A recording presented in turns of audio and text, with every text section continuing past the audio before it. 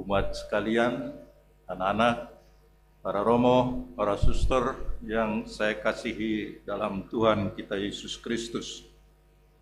Sore hari ini kita menciptakan suatu sejarah baru, sejarah indah untuk keuskupan kita. Kita mengikuti ajakan Paus Fransiskus untuk ikut serta dalam sinode para uskup yang dirayakan di tingkat keuskupan kita sesuai dengan tahapan yang diminta oleh Paus.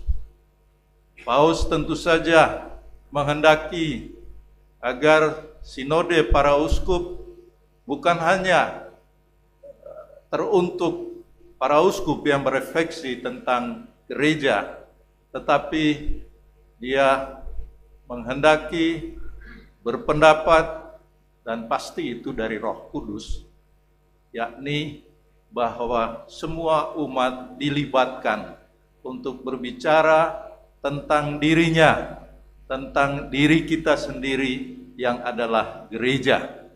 Dan gereja itu adalah gereja yang sinodal.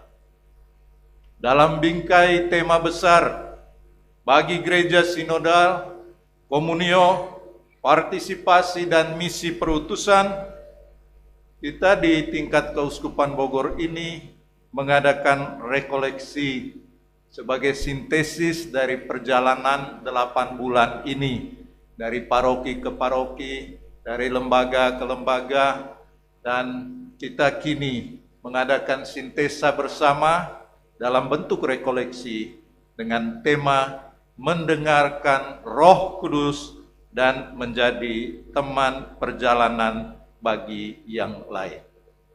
Saudara-saudari, kita meyakini gereja sinodal menjadi suatu modus vivendi dan modus operandi kita, menjadi cara hidup dan cara bergerak kita. Mudah-mudahan ini menjadi pegangan bagi kita. Jadi bukan hanya cara berpikir, tetapi cara hidup dan cara bertindak atau cara bekerja kita. Ini yang menjadi pegangan bagi kita untuk kemudian membaharui semua karya-karya bersama kita dalam gereja kita di Keuskupan Bogor ini, dan lebih-lebih lagi dalam kesatuan kita sebagai gereja Katolik. Dan untuk ini memang perlu dua hal tadi, bahwa kita mendengarkan Roh Kudus, mendengarkan Allah yang berbicara kepada kita, dalam hal ini Allah Roh Kudus, tentu saja bersama Bapa dan Putra. Maka mari kita mendengarkan dengan hati kita. Dan yang kedua, tentu saja kesiapan dan kesediaan. Kesiapan dan kesediaan kita untuk menjadi teman perjalanan. Ini membutuhkan komitmen kita untuk tidak berjalan sendirian, tetapi mau berjalan bersama.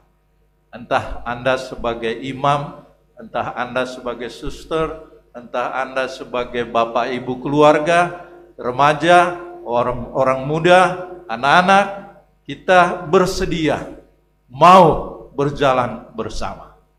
Dan mari kita dalam perayaan Ekaristi ini, kita kembali kepada Tuhan yang datang ke tengah-tengah kita. Anak-anak tadi mengajak kita dengan hati gembira karena Tuhan mendatangi kita. Memang Ekaristi adalah tempat istimewa kita berjumpa dengan Tuhan dan kita dikuatkan oleh Tuhan dengan sabdanya dan tubuh dan darahnya.